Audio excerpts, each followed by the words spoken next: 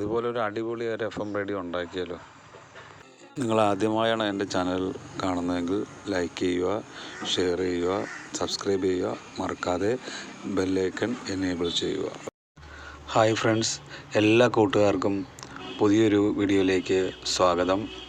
ഇന്ന് ഞാൻ നിങ്ങളുമായിട്ട് ഷെയർ ചെയ്യുന്നത് വളരെ കുറഞ്ഞ ചിലവിൽ ഒരു FM റേഡിയോ, അതും സ്വന്തമായിട്ട് എങ്ങനെ നമുക്ക് നിർമ്മിക്കാം എന്നുള്ളതാണ്.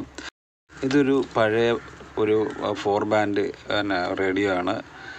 1619 IC ആണ്. ഇതിനകത്തിരുന്നാണ് ഞാനത് അഴിച്ചെടുത്തിട്ടുണ്ട് ഓൾറെഡി. ഈ റേഡിയോയുടെ പ്രത്യേകത എന്ന് പറഞ്ഞാൽ വളരെ കുറച്ച് കമ്പോണൻറ്റുകൾ മാത്രം മതി. വിരൽ ചൂണ്ടുന്ന വശം ഷോർട്ടല്ല, അപ്പോൾ അത് നിങ്ങൾ പ്രത്യേകം ശ്രദ്ധിക്കണം. 12 വോൾട്ടിലാണ് ഇത് വർക്ക് ചെയ്യുന്നത്. അപ്പോൾ ഇത് നമുക്ക് ഓഡിയോ സെക്ഷൻ സെപ്പറേറ്റ്, ഒരു ഓഡിയോ ആംപ്ലിഫയർ നമ്മൾ സെപ്പറേറ്റ് ആയിട്ട് കൊടുക്കേണ്ടി വരും.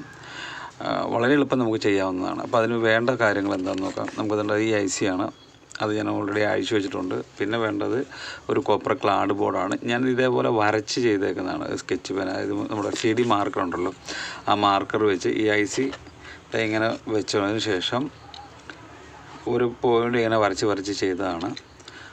അപ്പം ഇന്നത്തെ കാലത്ത് ഇത്രയും കഷ്ടപ്പെട്ട് ചെയ്യേണ്ട ആവശ്യമുണ്ടോ എന്ന് ചിലപ്പോൾ ഒരു പക്ഷേ ചോദ്യം വരാം. തീർച്ചയായിട്ടും ശരിയാണ്. എങ്കിലും ഇലക്ട്രോണിക്സിനെ സ്നേഹിക്കുന്ന, അല്ലെങ്കിൽ ഇലക്ട്രോണിക്സ് ഒരു ഹോബി ആക്കിയിട്ടുള്ളൊരു വ്യക്തിക്ക് തീർച്ചയായിട്ടും ഇത് സാധ്യമാണ്. ഇതൊരു സാധാരണ നമ്മൾ റെഡിമെയ്ഡ് ഒരു PCB അസംബിൾ ചെയ്ത ഒരു ബോർഡ് വാങ്ങിച്ച് ചെയ്യുന്നതിനെക്കാട്ടി നല്ലതാണ് നമ്മൾ സ്വന്തമായിട്ട് ഒരു റേഡിയോ ഉണ്ടാക്കുമ്പോൾ. അപ്പോൾ അതിൻ്റെ ഒരു മനോസുഖവും പ്രത്യേകം തന്നെ. അതുമാത്രമല്ല, പഴയ കാലത്തൊക്കെ ആണെങ്കിൽ ഇതേപോലെ ഒരു റേഡിയോ നമ്മൾ ഉണ്ടാക്കി കഴിഞ്ഞാൽ നമ്മൾ അന്ന് ഹീറോ ആയിരുന്നു യഥാർത്ഥത്തിൽ, അല്ലേ? അന്ന് ഹീറോയാണ് അവൻ പഴയ കാലത്തിൽ. അപ്പോൾ നമ്മൾ അന്നും ഇന്നും നിങ്ങളും ഓരോരുത്തരും ഈ ഇലക്ട്രോണിക്സിനെ സ്നേഹിക്കുന്ന ഓരോരുത്തരും സത്യം പറഞ്ഞ ഹീറോയാണ്. അപ്പോൾ തീർച്ചയായിട്ടും നമുക്കിതൊരു വെല്ലുവിളിയായിട്ട് തന്നെ എടുത്ത് നമുക്കിത് ചെയ്യാം. പിന്നെ വേണ്ടത് ഇത്രയും കമ്പോണൻറ്റുകളാണ്. അപ്പം ഞാൻ ഈ IC ഇതുപോലെ കാല് ഇങ്ങനെ മടക്കി എടുത്തിട്ടുണ്ട്. കാരണം വേറെ ഒന്നുമില്ല, ഇതിലായിട്ട് വെച്ച് കറക്റ്റ് വെച്ച് സോൾഡർ ചെയ്യാനാണ്. അപ്പോൾ ഇതിൻ്റെ നമ്മൾ ഈ സൈഡിലാണ് ഗ്യാൻ കപ്പാസിറ്റർ വരുന്നത്. അപ്പോൾ അത് അഡ്ജസ്റ്റ് ചെയ്ത് വേണം നമ്മൾ ഇതിനകത്ത് പിടിപ്പിക്കാനായിട്ട്. ഓക്കെ, നമ്മൾ ആദ്യം ഈ സൈഡിലൊരു കറക്റ്റ് ഒരു സോൾഡർ ചെയ്യണം.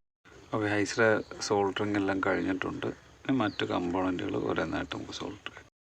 ഓക്കെ, അപ്പോൾ നമ്മുടെ IC എല്ലാം പിടിപ്പിച്ചിട്ടുണ്ടല്ലോ. ഇനി നമുക്ക് ഇതുണ്ട് മൂന്നാമത്തെ പിന്നിൽ നിന്ന് ഇതാണ് സെറാമിക് ഫിൽറ്ററാണ്. അവിടെ നിന്ന് ഒരു 100 ohms റെസിസ്റ്റർ ഇട്ട്, അപ്പോൾ ഇതിനകത്ത് കണക്ട് ചെയ്യണം. ഓക്കെ, കണക്ട് ചെയ്യാം. ഓക്കെ ഫ്രണ്ട്സ്, അപ്പോൾ ഇത് കണക്ട് ചെയ്തിട്ടുണ്ട്, മൂന്നാമത്തെ പിന്നിൽ നിന്നുള്ള ഫിൽറ്റർ. ഇനി അടുത്തത് 4 എർത്താണ്, 5 എർത്താണ്. പിന്നെ ഉള്ളത് 7ാമത്തെ പിന്നിൽ നിന്ന് ഒരു റെസിസ്റ്ററും കൊണ്ട് ഒരു കപ്പാസിറ്റർ 8ാമത്തെ പിന്നിലോട്ടും പോകണം. അത് കണക്ട് ചെയ്യാം. 7ാമത്തെ പിന്നിൽ നിന്ന് റെസിസ്റ്റർ. ഇനി 22ാമത്തെ പിന്നിലോട്ട്. 22ാമത്തെ പിന്ന് എന്ന് പറയുമ്പോൾ ഇതാണ്, ഇതിലോട്ട് നമ്മൾ കണക്ട് ചെയ്യണം. ഓക്കെ, അടുത്തത് നമ്മൾ 3.3 PFൻ്റെ ഒരു കപ്പാസിറ്റർ 7ാമത്തെ ICയുടെ 7ാമത്തെ കാലിൽ നിന്ന് 8ാമത്തേലോട്ട് ഉണ്ട്. കപ്പാസിറ്റർ നമ്മൾ കൊടുത്തിട്ടുണ്ട്. അടുത്ത് നമുക്ക് ഇവിടുത്തെ ടാങ്ക് കോയിലാണ്. ഈ 22 PFൻ്റെ കപ്പാസിറ്ററും ഈ കോയിലും, അതുപോലെ 102ൻ്റെ കപ്പാസിറ്ററും 13ാമത്തെ പിന്നിൽ നിന്ന്. ഓക്കെ, നമ്മൾ 102ൻ്റെ കപ്പാസിറ്റർ കൊടുത്തിട്ടുണ്ട്. ഇനി ആ ടാങ്ക് സർക്യൂട്ട് 22 PFും മറ്റേ ചുറ്റും L1. ഓക്കെ, അതുകൊണ്ട് 22ൻ്റെ PFിനോട് ചേർന്നുണ്ട്. ഞാൻ നേരത്തെ വൈൻഡ് ചെയ്ത് വെച്ചാണ് 5 ചുറ്റ്. അത് 22 ഗേജിൻ്റെ ചെമ്പ് കമ്പി, ഇൻസുലേറ്റഡ് കമ്പി എടുത്തിട്ട് ഒരു 6 mm, അതിനും ഒരു 7 mm ആയാലും കുഴപ്പമില്ല, ഒരു 5 ചുറ്റ് നമ്മൾ ചുറ്റിയെടുക്കണം. അപ്പോൾ അതിനുശേഷമാണ് ഈ പറഞ്ഞേക്കുന്ന രീതിയിൽ തന്നെ നമ്മൾ കണക്ട് ചെയ്യണം. ഓക്കെ, അപ്പോൾ 22 PFൻ്റെ കപ്പാസിറ്ററൂടെ ഞാൻ കണക്ട് ചെയ്തിട്ടുണ്ട്. കണക്ഷൻ ഒന്നുകൂടെ വ്യക്തമാക്കാം. നമ്മുടെ ഈ ടാങ്ക് ഒരു ഈ 102 കപ്പാസിറ്ററിൻ്റെ ഔട്ടിലോട്ട് കണക്ട് ചെയ്യുന്നു. അത് മറ്റു സൈഡ് നമ്മൾ നെഗറ്റീവ് കണക്ട് ചെയ്യും. പിന്നെ 22 PF ഇതിന് പാരലായിട്ട് ഇങ്ങനെ കണക്ട് ചെയ്യും. പിന്നെ ഇവിടെ നിന്നാണ് നമ്മൾ ആൻറ്റീന കണക്ഷൻ കൊടുക്കേണ്ടത്. ഈ ഇവിടുന്ന് വരുന്ന ഇതുമായിട്ട്. ഓക്കെ, ഇത് പാരലൽ റെസൊണൻ്റ് സർക്യൂട്ടാണ്. ഞാൻ വാൽവ് റേഡിയോയെ പറ്റി വിവരിച്ചതിൻ്റെ കൂട്ടത്തിൽ പറഞ്ഞിട്ടുണ്ട് അതിനെപ്പറ്റി. അപ്പോൾ അത് ജസ്റ്റ് ഒന്ന് നോക്കിക്കോളൂ. അപ്പോൾ കൃത്യമായിട്ട് നമുക്ക് ഇതിനെപ്പറ്റി ഒരു ഐഡിയ കിട്ടും.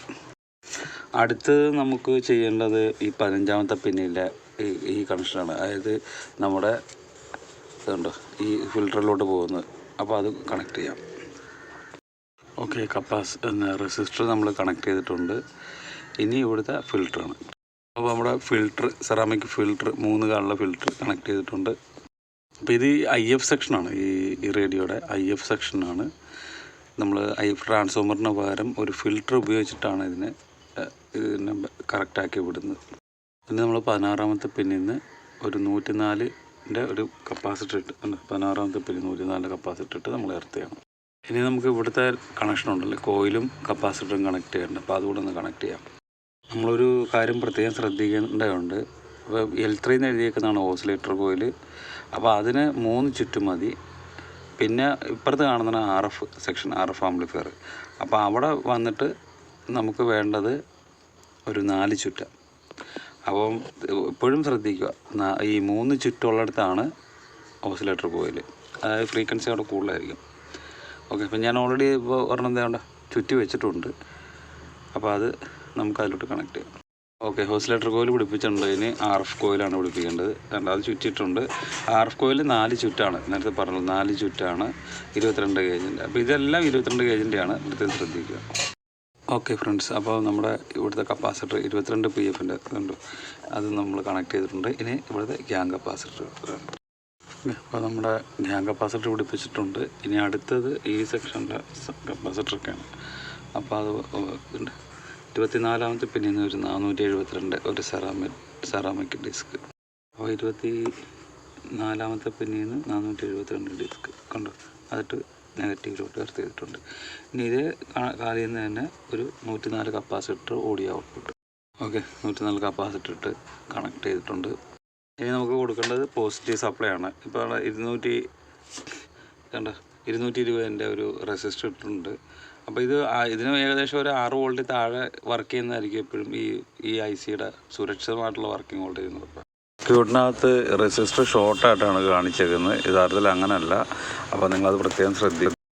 ഓക്കെ, അപ്പോൾ നമുക്കിനി റെസിസ്റ്റർ കണക്ട് ചെയ്യാം. പിന്നെ 20ാമത്തെ പിന്നിൽ നിന്ന് ഒരു 4.7 UFൻ്റെ ഒരു കപ്പാസിറ്റർ കണക്ട് ആണ്. ഓക്കെ, നമ്മളപ്പോൾ ഇതിൻ്റെ കമ്പോണൻ്റ് എല്ലാം പിടിച്ചിട്ടുണ്ട്. ഓക്കെ, നമ്മുടെ സാധനങ്ങളെല്ലാം പിടിപ്പിച്ചിട്ടുണ്ടെങ്കിൽ നമുക്ക് ഇതിൻ്റെ സപ്ലൈ വയറുകൾ കൊടുക്കാം. അതുപോലെ തന്നെ ഞാനൊരു FM ബൂസ്റ്റർ നേരത്തെ ചെയ്തതാണ്. അതിൻ്റെ വീഡിയോ നിങ്ങൾ എൻ്റെ ചാനലിൽ ചെന്ന് കഴിഞ്ഞാൽ കറക്റ്റായിട്ട് കാണാൻ പറ്റും. അപ്പം അത് നോക്കുക. ഞാൻ ഇതിലോട്ട് കണക്ട് ചെയ്യണം, കാരണം ഇവിടെ FM സ്റ്റേഷൻ വലുതായിട്ട് കിട്ടത്തില്ല. അപ്പോൾ അതുകൊണ്ട് നേരിട്ട് അങ്ങ് കണക്ട് ചെയ്യണം. ഈ FM ബൂസ്റ്ററിൻ്റെ ഔട്ട്പുട്ട് ഞാൻ ഈ ആൻറ്റിനയിലോട്ടാണ് കണക്ട് ചെയ്യുന്നത്. അതായത് ഇവിടെ ഈ പോയിന്റിലോട്ട് ആൻറ്റിനയിലോട്ടാണ് കണക്ട് ചെയ്യുന്നത്. നിങ്ങൾ ഒരു FM ബൂസ്റ്റർ ചെയ്തിട്ട് നിങ്ങളുടെ കയ്യിൽ ഓൾറെഡി ഒരു റേഡിയോ ഉണ്ടെങ്കിൽ അതിൻ്റെ ആൻറ്റിനയിലോട്ടാണ് ഇതിൻ്റെ ഔട്ട്പുട്ട് കൊടുക്കേണ്ടത്. പിന്നെ സെപ്പറേറ്റ് ആണ് പവർ സപ്ലൈ കൊടുക്കുന്നതെങ്കിൽ ഇതിൽ നിന്നൊരു നെഗറ്റീവ് എടുത്ത് നമ്മുടെ റേഡിയോയുടെ നെഗറ്റീവ് കൊടുക്കണം. എങ്കിൽ മാത്രമേ നല്ല ഭംഗിയായിട്ട് നിങ്ങൾ ഉദ്ദേശിക്കുന്ന പോലെ ആ ബൂസ്റ്റർ വർക്ക് ചെയ്യത്തുള്ളൂ. അത് പ്രത്യേകം ശ്രദ്ധിക്കണം. ഓക്കെ, അപ്പോൾ നമുക്കിനി എൻ്റെ ഓഡിയോ ആംപ്ലിഫയർ അല്ലെന്ന് ഞാൻ പറഞ്ഞല്ലോ, ഇത് സെപ്പറേറ്റ് ആണ് ഞാൻ കൊടുക്കുന്നത്. അതുകൊണ്ട് എൻ്റെ ഓഡിയോ ഔട്ട്പുട്ടിൽ നിന്ന് നമ്മൾ ഇതിൻ്റെ കൊടുക്കണം കണക്ഷൻ. ഓക്കെ, അപ്പോൾ നമ്മുടെ റേഡിയോയുടെ മൊത്തം പരിപാടി കഴിഞ്ഞിട്ടുണ്ട്. ഇനി നമുക്കത് വർക്ക് ചെയ്ത് നോക്കാം കണക്ഷൻ കൊടുത്തിട്ട്.